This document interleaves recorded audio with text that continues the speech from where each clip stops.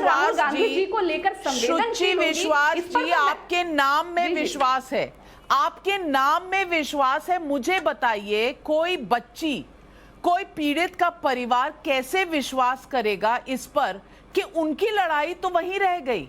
राहुल गांधी जी गए जरूर थे उनके साथ खड़े होने के लिए, और इसका हम उनसे शायद आभार भी प्रकट करेंगे कि ऐसा होना चाहिए। बड़े बड़े राजनेताओं को सामने आना चाहिए, आम आदमी के साथ खड़ा होना चाहिए, लेकिन राहुल गांधी ने उनका तमाशा बना के रख दिया है। कहां गई वो इंसाफ की लड़ाई, कहां गई वो इशू सारी? उन्होंने तो इशू बना दिया ट्विटर के बैन का कि उनकी आवाज को रोका जा रहा है, और फिर ट्विटर से झूठ बोला, और आज पीड़ित की मां हमारे कैमरे पर बोल रही है। ये कौन सी राजनीति है आपकी? ये किसके साथ खड़े हुए हैं राहुल गांधी? राहुल गांधी कानून के भी खिलाफ है और पीड़ित के भी खिलाफ है। कम से कम इसमें विश्वास मैडम, आपको दो राय नहीं होनी चाहिए। आप औरत हैं, आपको समझना चाहिए कि ये जो हुआ है ये मजाक हुआ है, तमाशा बना दिया गया है उस लड़की का और उस लड़की के परिवार का। देखिए, मेरे नाम में ही विश्वास नहीं है, मेरे व्यक्तित्व और मेरी आत्मा में भी जबरदस्त विश्वास और आत्मविश्वास है। और देश के नागरिक और आधी आबादी के प्रतिनिधि के तौर पर मैं पूरे संयम, गरिमा और गौरव से इस बात को कहती हूं कि श्रीमान राहुल गांधी जी ही, चाहे वो दलित एट्रोसिटीज की बात हो, इस गूंगे बहरे समाज में इस वक्त जो सबसे मजबूत नेता के तौर पर, तो झूठ बोलने की जरूरत क्यों पड़ गई कि परमिशन लिया था परिवार से?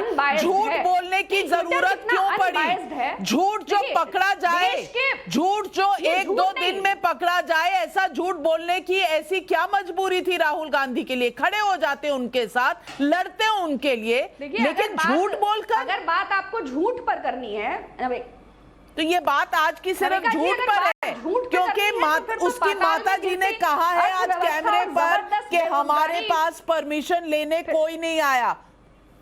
माता जी कह रही है कैमरे पर। वहां केजरीवाल जी भी गए, उन्होंने तो नहीं ट्वीट की किसी की पिक्चर। उन्हें कानून मालूम है, राहुल गांधी को मालूम नहीं है? इस देश में रहते नहीं, इस देश के कानून मालूम नहीं है क्या? नहीं, आप ये बताएं कि एक महिलाओं का मंत्रालय भी है, आप ये बताएं कि कैबिनेट की और दिल्ली सरकार की और श्रीमान नरेंद्र मोदी जी के मंत्रिमंडल की कितनी महिलाएं वहां पर संवेदनशीलता प्रकट करने के लिए गई? संवेदनशीलता अगर ना प्रकट करें, अगर संवेदनशीलता ना प्रकट करें तो कम से कम अच्छा है। आम आदमी तो यही कहेगा कि मत करिए प्रकट, लेकिन जब करिए तो तमाशा मत बना दीजिए हमारा। झूठ मत बोलिए हमें। सवाल उस पर मत, सवाल आप गलत दिशा में उठा रही हैं। सवाल उठाइए सत्ता पक्ष। अब सवाल गलत हो गए, नहीं वहां उनका कोई एक्शन गलत नहीं है, सवाल गलत हो गए। संबित पात्रा जी, सवाल गलत हैं, हम सवाल गलत उठा रहे हैं। हम राहुल गांधी जी की जय जयकार नहीं कर रहे, ये गलती हो गई हमसे। बहुत माफी चाहती हूँ संबित पात्रा जी। आप सुचि विश्वास जी को जवाब दे दीजिए कि हमारा सवाल गलत है या इनका विश्वास और जो आत्मविश्वास है राहुल गांधी पर वो गलत है। देखिए नाविका जी, कभी कभी ऐसा परिस्थिति होता है कि जो इंडिफेंसिबल हो उसे डिफेंड करने का प्रयास नहीं करना चाहिए। देखिए, ये तो पूरा ब्लैक एंड व्हाइट केस है, इसमें किसी प्रकार का कोई सब्जेक्टिविटी नहीं है, ये ऑब्जेक्टिव है, ये बिल्कुल गुणात्मक है। अपराध को छुपाने के लिए अपराध किया गया। पहला अपराध क्या था? पहला अपराध ये नहीं था कि वो पीड़िता के घर क्यों गए, पहला अपराध ये था कि पीड़िता के घर जाने के बाद जो पॉक्सो एक्ट है जिसका सेक्शन 23 ये स्पष्ट रूप से कहता है कि आप पीड़िता के परिवार या पीड़िता का फोटो ये आप ना ट्वीट कर सकते हैं, ना किसी मीडियम में दिखा सकते हैं, क्योंकि उससे उनके जान को भी खतरा हो सकता है और उससे कहीं ना कहीं ये जो विटनेस हैं ये भी बदल सकते हैं। तो आपने दिखाना नहीं है। केवल पॉक्सो एक्ट नहीं, जो जुवेनाइल जस्टिस एक्ट है उसका भी सेक्शन 74 स्पष्ट रूप से बयां करता है, यदि कोई व्यक्ति किसी भी मीडियम के माध्यम से उनके परिवार के लोगों को सार्वजनिक रूप से उनकी तस्वीर को जाहिर करता है तो उनके खिलाफ सख्त कार्यवाही होगी, कानूनी कार्यवाही होगी। ये कानून सबके लिए बराबर है, चाहे वो नरेंद्र मोदी जी हो, चाहे वो राहुल गांधी हो, चाहे वो नाविका कुमार हो, चाहे सुचि विश्वास या संबित पात्रा हो। हिंदुस्तान का कानून सबको एक नजर से देखता है। तो राहुल गांधी जी ने ट्वीट कर दिया। राहुल गांधी जी इस देश के इतने बार के सांसद होने के बाद भी इस विषय को नहीं जानते थे, क्योंकि ये विषय बहुत संवेदनशील विषय है और इस विषय को अमूमन हर नेता, हर नागरिक जानता है कि इस प्रकार से किसी के परिवार के फोटो को सार्वजनिक नहीं किया जा सकता। कर दिया उन्होंने। जब इस पूरे विषय का संज्ञान एनसीपीसीआर ने लिया, एनसीपीसीआर ने चिट्ठी ट्विटर को लिखी, ट्विटर ने अपने पॉलिसी के अनुसार राहुल गांधी जी के अकाउंट को लॉक किया, मगर कांग्रेस पार्टी ने राहुल गांधी जी के बिहाफ पे एक चिट्ठी लिखी कि राहुल गांधी जी ने परिवार से कंसेंट लिया है। आज मैं शुक्रिया करूंगा कि आपकी चैनल ने इसका भांडाफोड़ किया।